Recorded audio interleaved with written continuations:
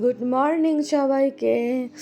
দুপুরবেলায় আমি রেডি হয়ে নিচ্ছি সেন্টারে যাব বলে। সেন্টার শেষ করে 6টার পরে আমি আর নবীনা বেরিয়ে পড়েছি। আমি তো আমার লোকেশনের দিকে এগিয়ে গেছি। এটা হচ্ছে আমার ফার্স্ট হেয়ারস্টাইল, যেটাও আগের দিনও আমি পোস্ট করেছিলাম। ওর হেয়ারটা আজকে একটু আমি অন্যরকম করেছি। ও আমাকে বললো, দিদি আজকে স্টাইলটা একটু আমাকে অন্যরকম করে দাও।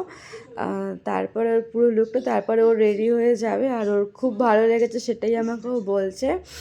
তারপরে আমি সেকেন্ড হেয়ারস্টাইল ধরলাম, সেমই লোকেশন ছিল। দেখো দিদির হেয়ারটা একদমই নেই, খুবই কম। তো দিদি বলল, আমার এই কম হেয়ারের মধ্যে তুমি যেটা ভালো পারো আমাকে করে দাও। তারপরে চলে গেলাম পূজাদির কাছে, পূজাদির হেয়ারটা করে দিতে। পূজাদি বলছে, আমাকে এই শাড়ি পরে কি হেয়ারস্টাইল করব, আমি এই ফুল এনেছি, আমাকে দেখাও, তুই তোর মতো আমাকে করে দে। এটা হচ্ছে পূজাদির হেয়ার। তারপর পূজাদির হেয়ার শেষ করেই আমি চলে গেছিলাম পারমিতা দির কাছে। তো পারমিতা দির আমি হেয়ারটা পুরোটা কমপ্লিট করেছি। দেখো তোমরা, সেই একই সব প্রত্যেক কাস্টমারের আমার কাছে একটাই ডিমান্ড যে তুই তোর মতো করে দে। তো এটা আমি আমার মতো করেছি। সবার লাস্টে আমি এই হেয়ারস্টাইলটা করেছি। তো অ্যান্ড সব থেকে আমার ফেমাস অ্যান্ড ভাইরাল হেয়ারস্টাইল হচ্ছে এইটা আমার কাছে।